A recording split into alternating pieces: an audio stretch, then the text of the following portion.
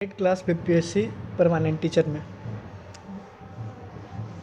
इस क्लास में आपको पूरे whole class BPSC permanent teacher के लिए प्रोवाइड किया जा रहा है, जो पर डे होता है Monday to Friday and Monday to Saturday per day daily quiz practice होता है। मंडे टू फ्राइडे जो सेशन पढ़ाया जाता है उसी से डेली शाम को 8 से 9 बजे क्विज प्रैक्टिस होता है और सैटरडे को एक रिवीजन टेस्ट हो जाता है 150 क्वेश्चन का। तो इसमें आप अगर नहीं जुड़े हैं, इससे आप परिचित नहीं हैं, तो आप जो दिया हुआ है कॉन्टैक्ट नंबर आपको नीचे दिया हुआ होगा,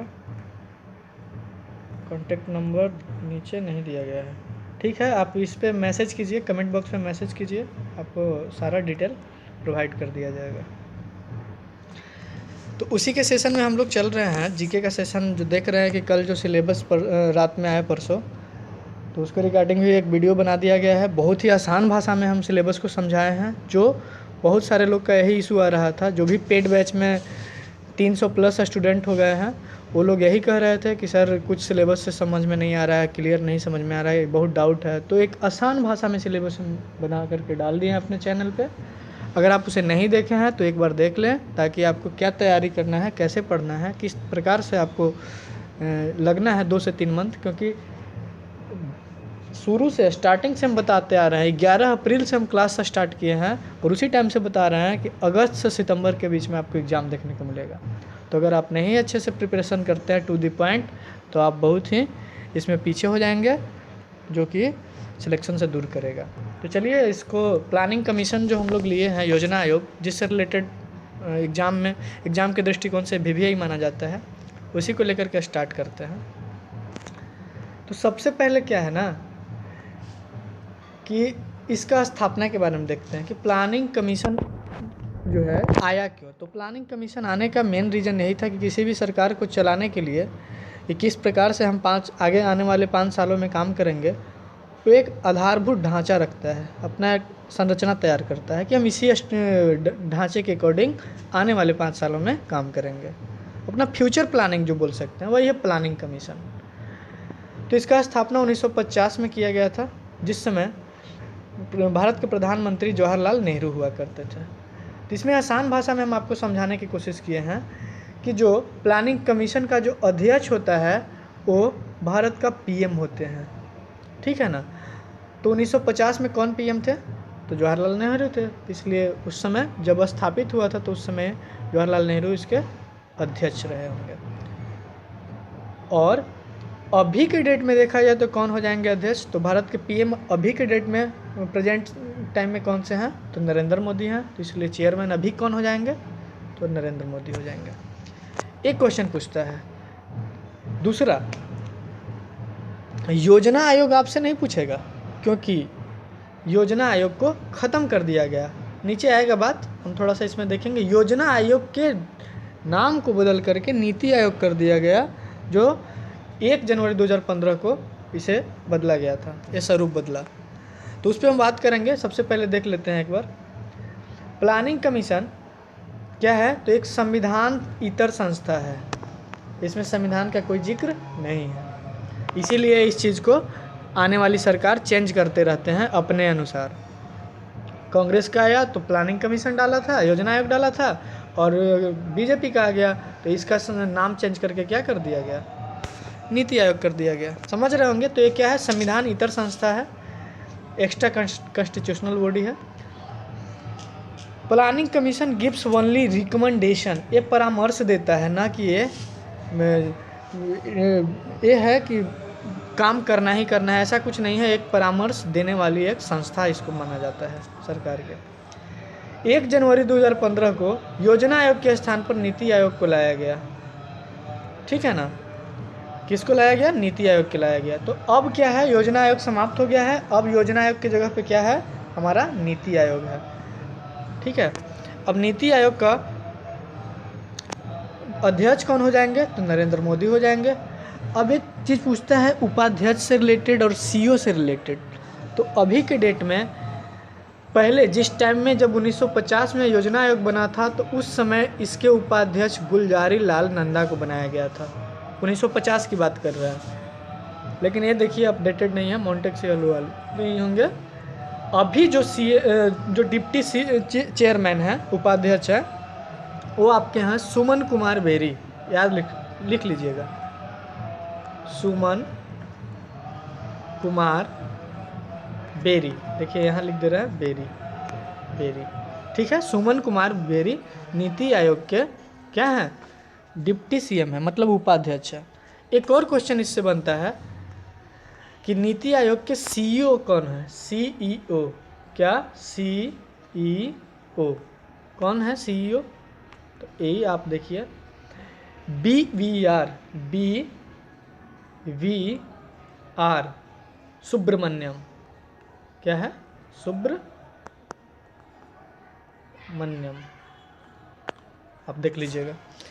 तो नीति आयोग से रिलेटेड हम सारा चीज़ कर लिए। जो करंट अफेयर्स के उससे पूछा जा सकता है तो भी बता दिए आपको कि करंट में क्या पूछा जाएगा। तो करंट में आपको पूछा है कि वर्तमान उपाध्यक्ष कौन है, तो कौन हो जाएगा, सुमन कुमार बेरी।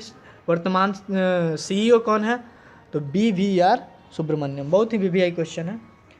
इसके अन्य सदस्य भी होते हैं। अब देखिए इसमें नेशनल डेवलपमेंट काउंसिल, राष्ट्रीय विकास परिषद जो है, इसके ढांचा को क्या करता है, तैयार करता है।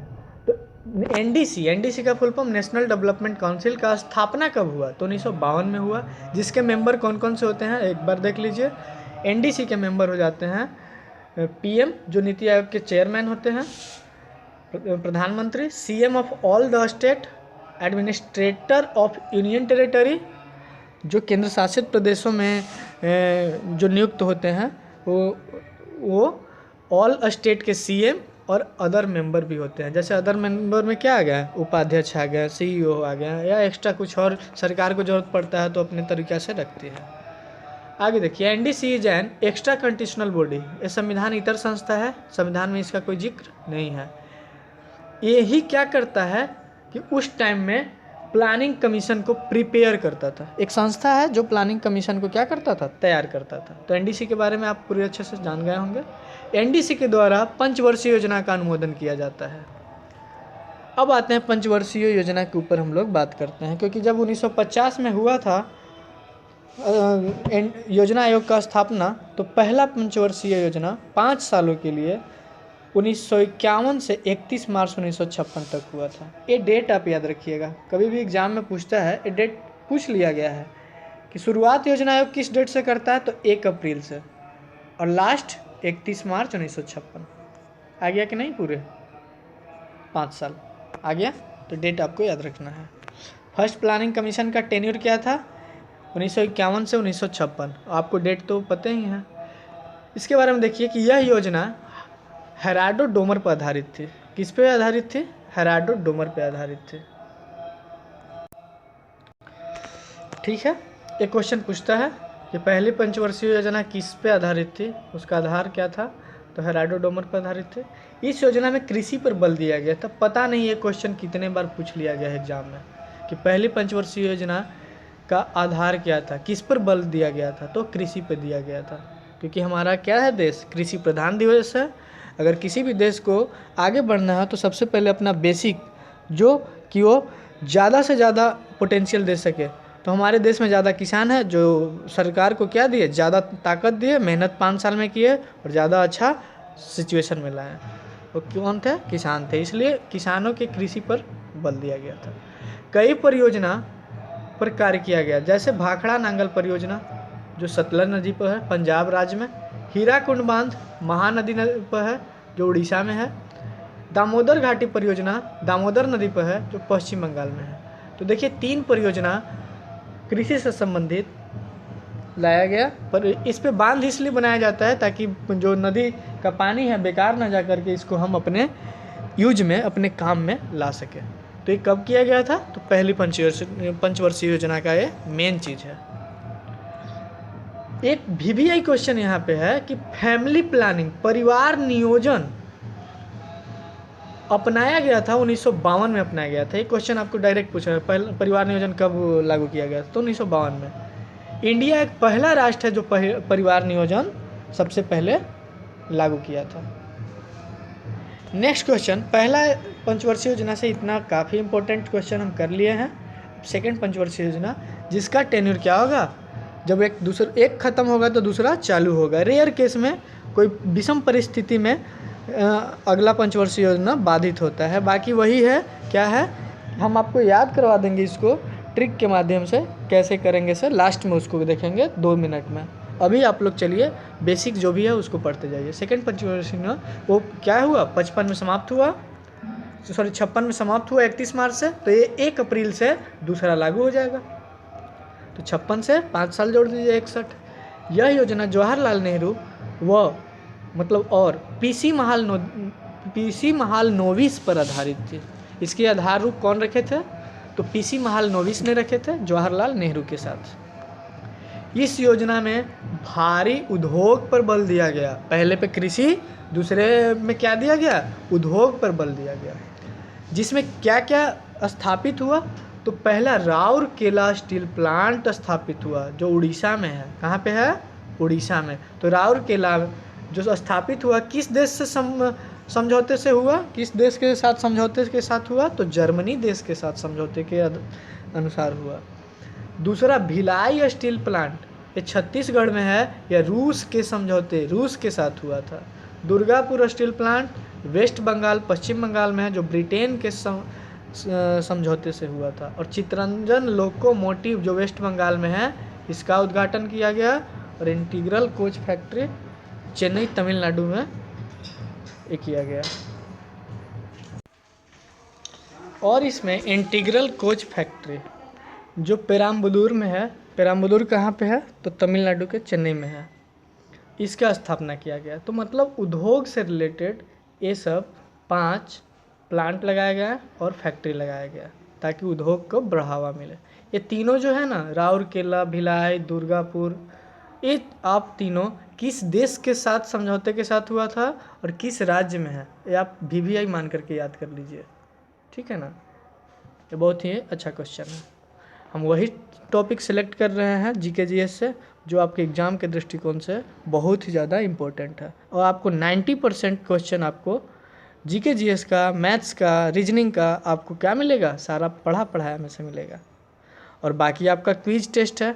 क्विज में अगर आप डेली पार्टिसिपेट करते हैं तो जो नहीं पढ़ाया जा रहा है यहाँ, वो छोटा छोटा चीज़ आपको सेट प्रैक्टिस में जो VVI है उसको भी डाल दिया जा रहा है 1 लाइनर के बेसिस पे। तो आप उसको ना भूलें, उसको करना ना भूलें, आपको डेली वहाँ करवाया जा रहा है। चलिए नेक्स्ट देखते हैं। Third planning commission. Third plan जो था 1961 से 66 में हुआ। वही डेट आपको कोई बार बार नहीं बदलना है, डेट वही होगा 1 अप्रैल से लेकर के 31 मार्च सब में होगा। तो 1 अप्रैल 1961 से 31 मार्च 1966 तक थर्ड प्लान का टेन्यूर रहा होगा, कार्यकाल रहा है। तो क्या है इसमें क्या हुआ कि ये बहुत बड़ा क्षति पहुंचाया। तीसरा जो हुआ था समयकाल योजना का, इसमें इंडिया का नुकसान हुआ। नुकसान इस क्षेत्र में हुआ क्योंकि 1962 में इंडिया चाइना वार हो गया, युद्ध हो गया। ये पूछता है कि इंडिया चाइना वार कब हुआ था, तो 1962 में हुआ। But industrial development bank of India, that means IDB bank का इस्टेब्लिशमेंट हुआ, स्थापना हुआ। बोकारो स्टील प्लांट जो झारखंड में बनाया गया है रसिया के साथ समझौते पे, 1964 में स्थापित हुआ। और दूसरा वार इंडिया पाकिस्तान वार हो गया 1965 में, चाइना के कूटनीति की वजह से। और 65 में युद्ध तो हुआ, 62 और 65 2-3 साल में अगर 2 देशों से युद्ध लड़ना पड़ रहा है तो समझ सकते हैं कि उस देश का क्या हाल रहा होगा, सैनिकों का क्या दुर्दशा रहा होगा। और ऊपर से भगवान का आपदा देखिए, 1965 में सीवर ड्राफ्ट भीषण अकाल भी पड़ गया। अब समझिए कि किस तरह से उस समय इंडिया गुजर रहा होगा। बट फिर भी 1965 में क्या किया गया, सरकार के द्वारा FCI का स्थापना कर दिया गया, food cooperative of India limited जो है उसका स्थापना किया गया। ये आप थर्ड प्लान से रिलेटेड जो भी था VVI वो आपको हम करवा दिए। ये सब क्वेश्चन पूछा करते हैं। स्थापना से रिलेटेड किस प्लान में किया गया, कब किया गया, ये सब आप देख लीजिए। आपको एक भी चीज़ नहीं छोड़ा जा रहा है प्लानिंग कमीशन से रिलेटेड, इसलिए आप अच्छे से कीजिएगा। अब जो हुआ, जैसे 61 से 66 5 साल तो ये ख़त्म हो गया, तो 66 से 69 ये थोड़ा सा याद रखने वाला चीज़ है। 66 से 69 योजना अवकाश को जाना जाता है। योजना अवकाश अगर बोला जाएगा तो कब हुआ? 66 से 69, 3 सालों के लिए। क्योंकि 66 से 67 इसी बीच में हरित क्रांति का शुरुआत हुआ, ग्रीन रिवॉल्यूशन, जिसके जन्मदाता कौन है? MS स्वामीनाथन है। इंडिया में इसके जन्मदाता MS स्वामीनाथन। ये क्वेश्चन पूछता है, हरित क्रांति के जनक कौन है? MS स्वामीनाथन। स्वामीनाथन, ठीक है ना? तो आप चीज़ देख लीजिएगा एक बार, हरित क्रांति के जनक होगा। योजना अवकाश समझ गए 66 से 69। अब 69 तक तो योजना का कमीशन, योजना प्लानिंग हुआ नहीं, तो चौथा प्लान आया 69 से 74 में, 5 साल के लिए 69 से 74 में। याद रखिए, बीच वाला टर्म याद रखिए, बाकी आपको सब लगातार है। चौथा प्लान में क्या हुआ कि 69 में 14 बैंकों का नेशनलाइजेशन हुआ। 1971 में फिर से इंडिया पाक वार हो गया, युद्ध हो गया, जिसमें पूर्वी पाकिस्तान और पश्चिमी पाकिस्तान का बंटवारा हो गया, जिसमें बांग्लादेश का जन्म हुआ। मतलब बांग्लादेश एक अलग, जो पहले क्या था, पश्चिमी पाकिस्तान के नाम से जाना जाता था, क्योंकि वो भारत के क्या है, पश्चिम में था। इसलिए जब बंटवारा हुआ था तो पूर्वी पाकिस्तान और पश्चिमी पाकिस्तान को लेकर के पाकिस्तान हम लोग से अलग हुआ था, जो पश्चिम में आज बांग्लादेश के नाम से जाना जाता है। और पाकिस्तान जो था वो ओरिजिनल वो पूर्व में रह गया है। अब देखिए, इसमें 1974 में भारत ने भूमिगत नाभिकीय परीक्षण पोखरण में किया। इस परीक्षण को स्माइलिंग बुड्ढा नाम से जाना जाता है। एक क्वेश्चन आप याद कर लीजिए, स्माइलिंग, जो भी हम VVI करके बता रहे हैं उसको आप नहीं भूलिए, कम से कम उस चीज़ को एकदम माइंड पे, एकदम जीभ पे होना चाहिए, ताकि एग्जाम में आए और आप उसको मार सके, डाउट नहीं हो आपको। इसमें क्या हुआ, स्माइलिंग बुड्ढा परीक्षण नाम रखा गया। यही APJ अब्दुल कलाम का क्या था, मेन सोर्स, इसी के लिए APJ अब्दुल कलाम जाने भी जाते हैं। भारत ने भूमिगत नाभिकीय परीक्षण कब किया? तो 1974 में किया। अब एक चीज़ और हम बता रहे हैं आपको कि परमाणु टेस्ट पोखरण में हुआ था, लेकिन PSLV लॉन्च कहाँ से होता है? तो आंध्र प्रदेश से होता है। ये भी क्वेश्चन आप थोड़ा सा देख लीजिएगा। अब आइए, 5वां योजना प्लान क्या था? तो 5वां का टेन्यूर है 74 से 79, 5 सालों के लिए। इसमें क्या किया गया कि RRB का स्थापना किया गया। RRB मतलब रीजनल रूरल बैंक। RRB का full form regional rural bank. कब स्थापित किया गया? 1975 में। कब? 1975 में। किसके लिए? तो गरीबी निवारण कार्यक्रम चलाया गया, जिसके आधार पे RRB का क्या किया गया? स्थापना किया गया। 5वां प्लान क्या है कि ये 4 साल में ही ख़त्म हो जाता है। रखा तो गया कि 74 से 79 तक जाएगा, लेकिन ये 4 साल में ख़त्म हो जाता है। और देश के पहले गैर कांग्रेसी प्रधानमंत्री मिलते हैं, जिनका नाम हो जाता है मोरारजी देसाई। अरे 78 से 80 तक 2 साल के लिए PM बनाए जाते हैं, जो कौन थे? पहले गैर कांग्रेसी प्रधानमंत्री थे।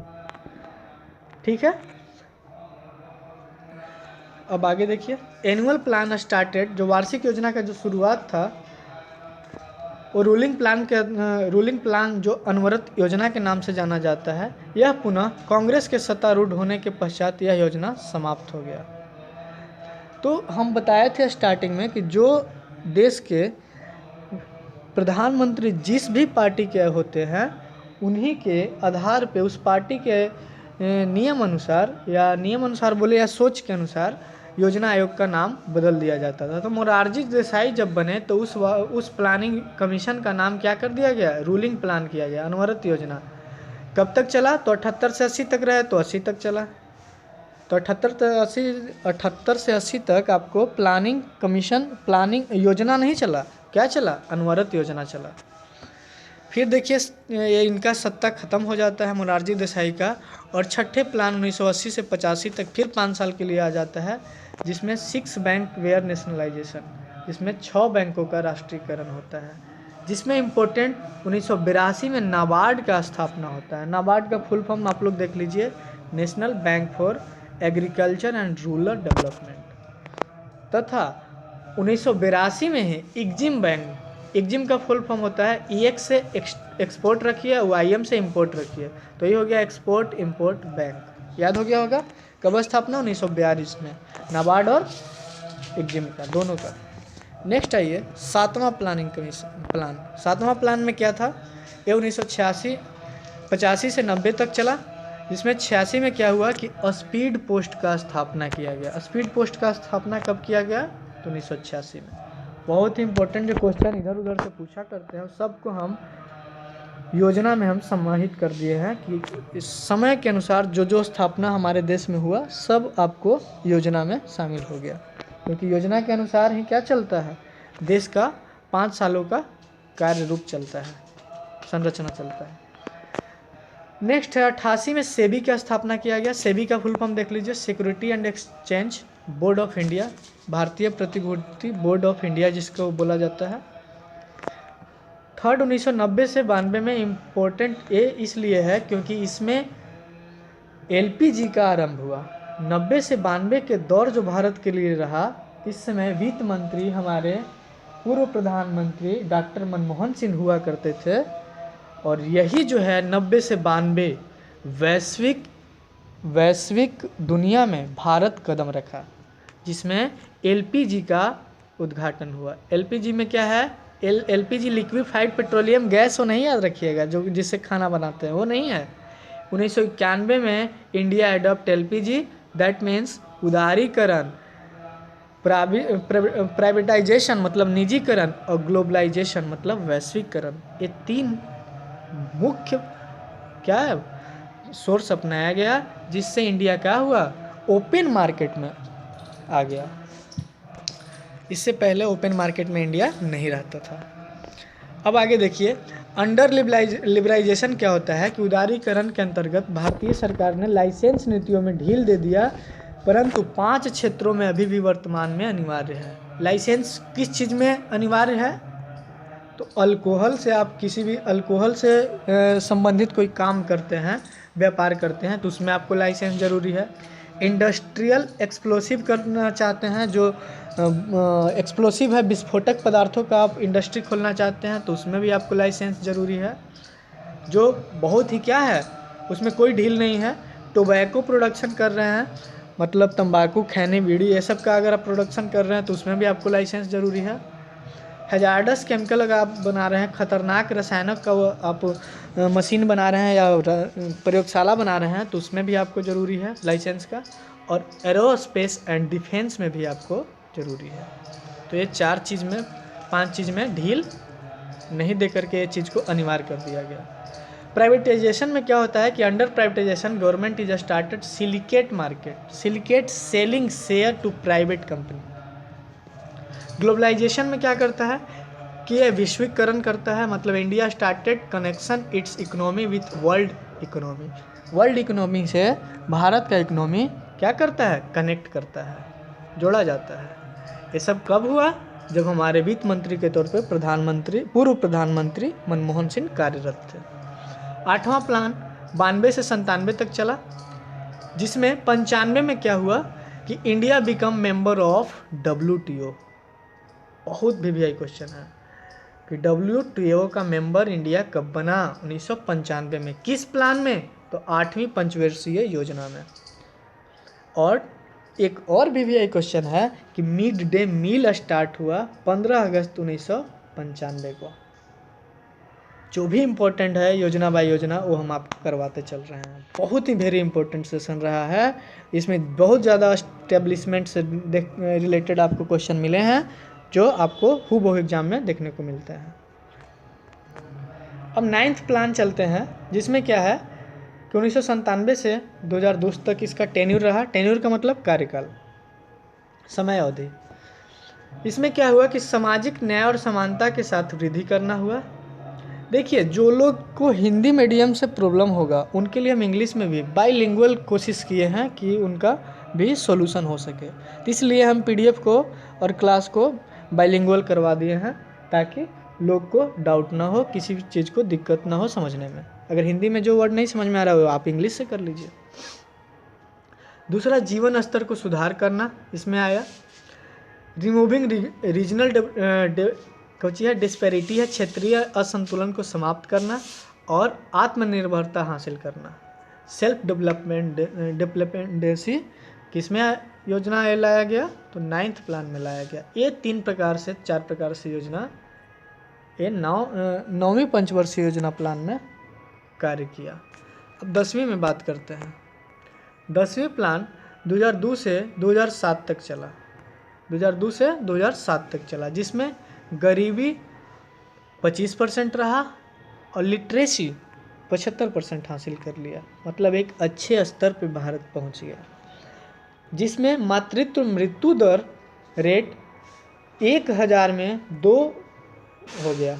मतलब 2/1000, मतलब 1000 में कितना, 2 लोग मरते थे सिर्फ और सिर्फ। पहले इससे ज़्यादा हुआ करता था।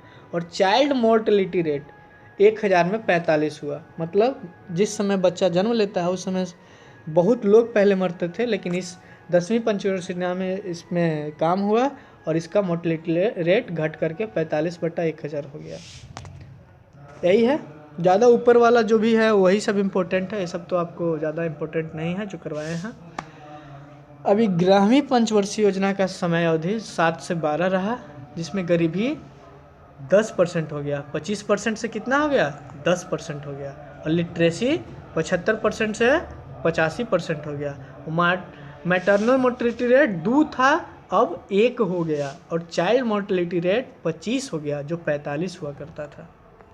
समझ रहे हैं, मतलब सुधार हो गया। हेल्थ में भी, हेल्थ सेक्टर में भी बोला जाए तो हेल्थ सेक्टर में सुधार हुआ है 11वीं पंचवर्षीय योजना में। शिक्षा में सुधार हुआ, गरीबी निवारण हुआ, ये सब आप बोल सकते हैं अगर पूछा जाए तो।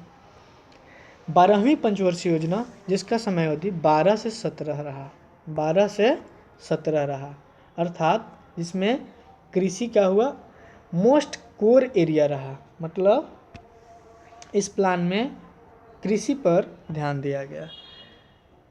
इंडस्ट्री पर 9.6%, सर्विस पर 10%, सेविंग रेट पर 36.2% और इन्वेस्टमेंट रेट पर इतना % के दौर से क्या किया गया, प्लानिंग किया गया। तो मेन आप लोग को यही था ऊपर से। अब जो आया 13वीं पंचवर्षीय योजना में, जो नीति आयोग के द्वारा जो अब चल रहा है, वो कब से कब तक, 17 से 22 तक चला। जिस समय क्या है, नरेंद्र मोदी प्रधानमंत्री तो हैं ही, प्लस में दिन पर दिन जो भी CEO इसका चेंज होते रहे, उपाध्यक्ष चेंज होते रहे, जो आपको देखने को हर साल मिलता है। लेकिन अभी कौन है उपाध्यक्ष, आपको बताया है। अभी कौन है उपाध्यक्ष, उपाध्यक्ष सुमन कुमार बेरी है और CEO कौन है, BVR स्वामीनाथन।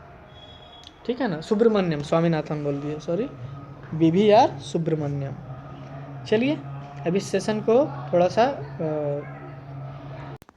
सा इस रिगार्डिंग नीति आयोग से संबंधित जानकारी हम आपको दे देते हैं।